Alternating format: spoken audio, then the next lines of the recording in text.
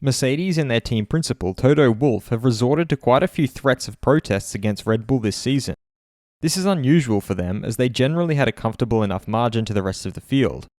Red Bull's Max Verstappen, who currently leads the Drivers' Championship, has now explained why Mercedes have taken this path.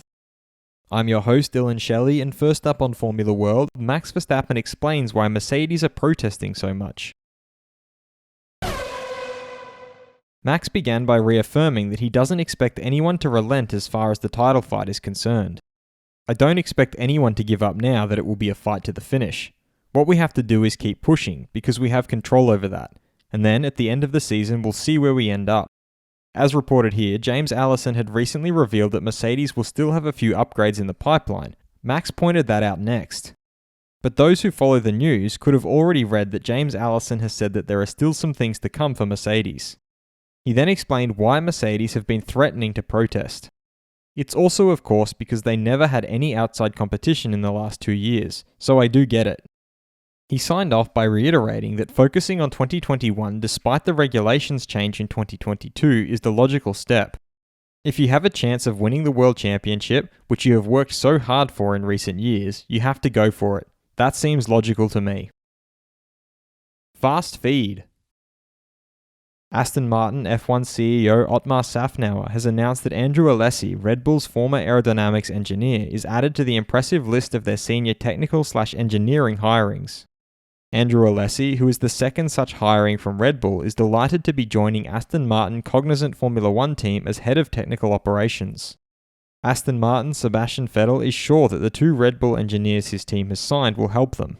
However, he confirmed that he is not behind these changes. His Red Bull time is far too far back. McLaren's Lando Norris feels that Ferrari will certainly be a bigger danger. With better starting positions, they would have made their life really difficult in the first race in Austria. For Red Bull's Sergio Perez, it's obviously a great boost of motivation throughout the season to come to a race and to know that if you deliver your maximum, you can end up winning a race. However, the pressure is on. You know you have to deliver to a very high level. You are competing against the very, very best drivers, against a very top team like Mercedes. The race I had with Hamilton, literally against him, I was fortunate enough to see how good he is, Perez added. AlphaTauri's Yuki Tsunoda has revealed that Sergio gives him a lot of advice, especially after France or Monaco. He gave Yuki messages after a really bad weekend. He messaged me advice and positive words, which makes me more motivated, so thank you to Sergio, Yuki added. He further stated that they have 4 drivers from Red Bull. They have a really good relationship, and he will still keep pushing to improve and be inspired from them.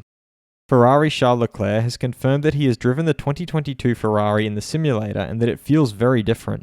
He added that it's a question mark for everyone whether they are developing well or not. AlphaTauri's Pierre Gasly knows that he and Leclerc coming together at the Styrian Grand Prix wasn't done on purpose, and it's not something that Charles did deliberately. But for sure, it has quite a big consequence on Gasly's race, which is why he was a bit surprised when Leclerc didn't get a penalty.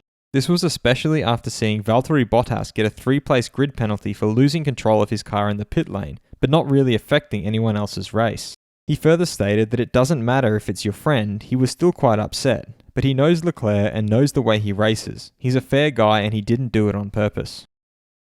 Will Aston Martin's recent hiring pay off next year? Head over to my community page to vote in the poll and let me know what you think in the comments. And if you like this video, feel free to subscribe and check out my others for all the latest in the world of Formula One.